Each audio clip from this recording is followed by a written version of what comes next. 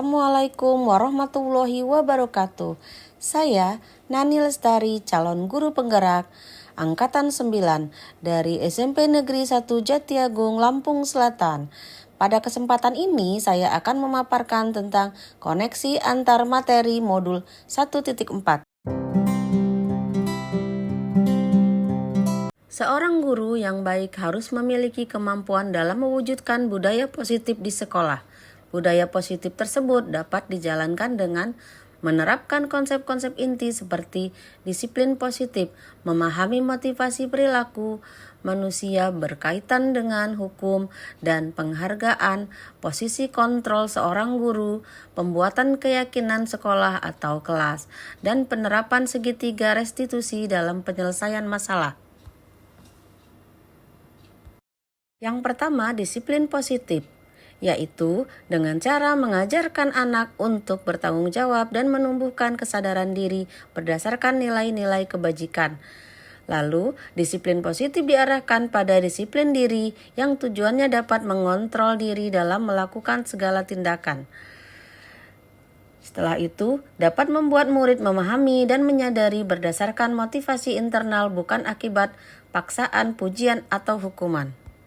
Yang kedua, guru harus memahami motivasi perilaku manusia. Terdapat 3 motivasi manusia di antaranya. 1. Untuk menghindari ketidaknyamanan. Yang kedua, untuk mendapatkan imbalan penghargaan dari orang lain. 3. Untuk menjadi orang yang mereka inginkan dan menghargai diri sendiri dengan nilai-nilai yang mereka percayai. Jika peserta didik memiliki motivasi untuk menghindari ketidaknyamanan dan untuk mendapatkan imbalan penghargaan dari orang lain, maka motivasi yang ada pada diri anak masih berasal dari motivasi eksternal. Sehingga guru berupaya untuk menumbuhkan motivasi internal supaya anak menjadi orang yang mereka inginkan dan menghargai diri sendiri dengan nilai-nilai yang mereka percayai. Sebaiknya langkah yang diambil yaitu hindari hukuman dan pemberian penghargaan berlebihan untuk meminimalisir motivasi eksternal dalam murid. Yang ketiga, posisi kontrol seorang guru. Terdapat 5 posisi seorang guru. Yang pertama yaitu sebagai penghukum, yang kedua pembuat rasa bersalah, yang ketiga sebagai teman, keempat sebagai pemantau, dan yang kelima sebagai manajer. Dari kelima posisi seorang guru ini, guru hendaklah menjadi seorang manajer. Posisi kontrol seorang guru sebagai manajer, hendaknya guru berbuat sesuatu bersama murid, mempersilahkan murid mempertanggungjawabkan perilakunya, dan mendukung murid agar dapat menemukan solusi atas permasalahannya sendiri. Posisi manajer mengacu pada restitusi yang dapat menjadikan murid sebagai manajer bagi dirinya sendiri, sehingga tercipta identitas positif pada diri murid. Yang keempat, keyakinan sekolah atau kelas. Guru berperan dalam mewujudkan terbentuknya keyakinan sekolah atau kelas dengan adanya kesepakatan antara guru dan murid.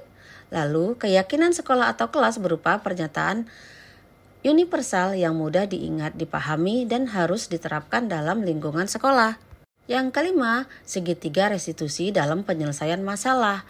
Peran guru yang berperan sebagai manajer menggunakan segitiga restitusi dalam penyelesaian masalah melalui 3 tahap, yaitu menstabilkan identitas, yang kedua validasi tindakan yang salah, dan yang ketiga menanyakan keyakinan.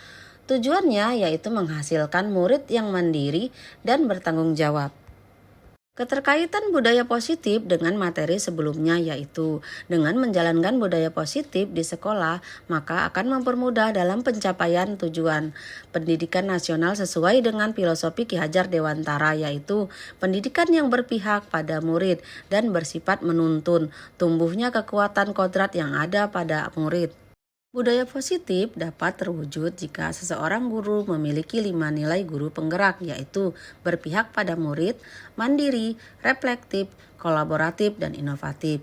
Budaya positif juga dapat terwujud dengan mendorong kolaborasi antara semua warga sekolah dengan adanya keyakinan sekolah yang harus disepakati dan dijalankan bersama. Salah satu perubahan yang diinginkan sesuai dengan visi guru penggerak adalah terbentuknya budaya positif agar diperoleh sekolah yang nyaman, aman, dan berpihak pada murid. Untuk mewujudkan visi guru penggerak dengan cara pembuatan prakarsa perubahan sesuai dengan filosofi Ki Hajar Dewantara dan profil pelajar Pancasila.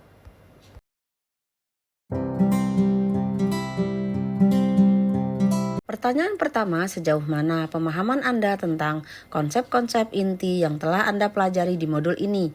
Adakah hal yang menarik untuk Anda di luar dugaan Anda?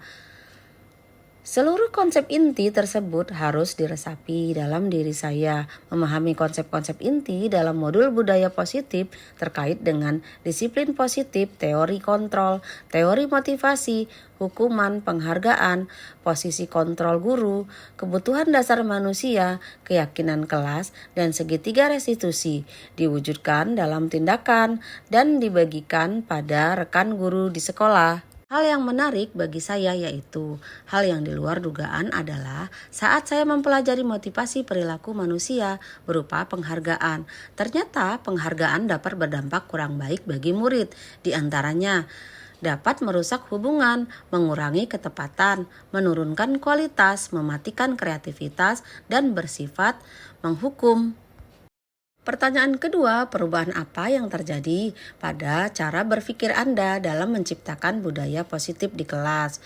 Perubahan yang terjadi adalah saya menyadari posisi kontrol yang biasa saya lakukan adalah sebagai penghukum dan pemantau. Seharusnya saya sebagai manajer dengan menangani masalah dengan menggunakan segitiga restitusi.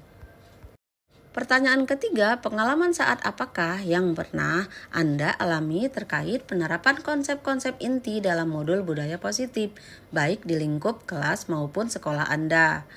Beberapa kali saya menangani siswa yang sering tidur di kelas.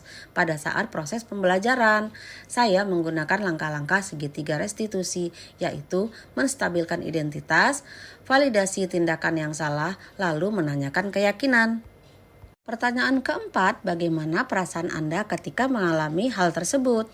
Perasaan saya sangat termotivasi untuk terus memperbaiki diri sesuai dengan nilai-nilai budaya positif di sekolah. Pertanyaan kelima, menurut Anda terkait pengalaman dalam penerapan konsep-konsep tersebut, hal apa sajakah yang sudah baik? Adakah yang harus diperbaiki? Pertama, hal yang sudah baik menurut saya adalah sudah mulai terlihat motivasi internal pada murid untuk melaksanakan budaya positif sesuai dengan nilai-nilai kebajikan yang diyakini. Yang kedua, yang harus diperbaiki adalah posisi guru hendaknya sebagai manajer. Pertanyaan keenam, sebelum mempelajari modul ini, saat berinteraksi dengan peserta didik, berdasarkan 5 posisi kontrol, posisi manakah yang paling sering Anda pakai?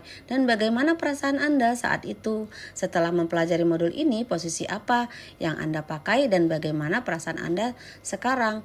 Dan apa perbedaannya?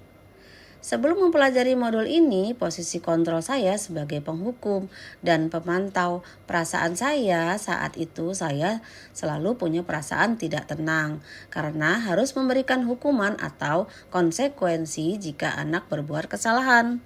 Setelah mempelajari modul, saya mulai berubah dan memposisikan diri sebagai manajer. Dalam penyelesaian masalah, perasaan saya menjadi lebih tenang dan saya mulai menyadari pentingnya komunikasi yang efektif untuk menumbuhkan rasa tanggung jawab pada diri peserta didik.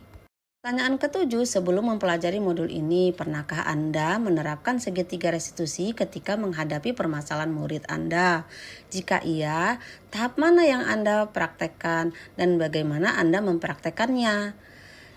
Saya pernah, tetapi saya hanya menggunakan satu tahapan saja, yaitu menstabilkan identitas dengan memberikan pernyataan, mengapa kamu berbuat seperti itu, atau setiap anak punya sisi positif dan negatif. Pertanyaan ke-8, selain konsep-konsep yang disampaikan dalam modul ini, adakah hal-hal lain yang menurut Anda penting untuk dipelajari dalam proses di kelas maupun di sekolah? Hal lain yang penting dipelajari dalam proses menciptakan budaya positif adalah melakukan kolaborasi antara sekolah dan orang tua murid agar budaya positif ini tidak hanya dilakukan di sekolah saja, namun di lingkungan keluarga juga akan menjadi suatu kebiasaan karakter. saat berada di lingkungan sekolah atau lingkungan manapun. Menurut Stephen, jika ingin membuat kemajuan perlahan, ubahlah sikap atau perilaku Anda. Tetapi jika ingin memperbaiki cara-cara utama kita, maka kita perlu mengubah kerangka acuan kita. Ubahlah cara Anda melihat dunia, ubahlah cara Anda berpikir tentang manusia, lalu ubahlah paradigma Anda, skema pemahaman dan penjelasan aspek-aspek tertentu tentang kenyataan. Demikian pemaparan tugas koneksi antar materi modul 1.4. Wassalamualaikum warahmatullahi wabarakatuh. Salam guru penggerak, tergerak, bergerak, menggerakkan.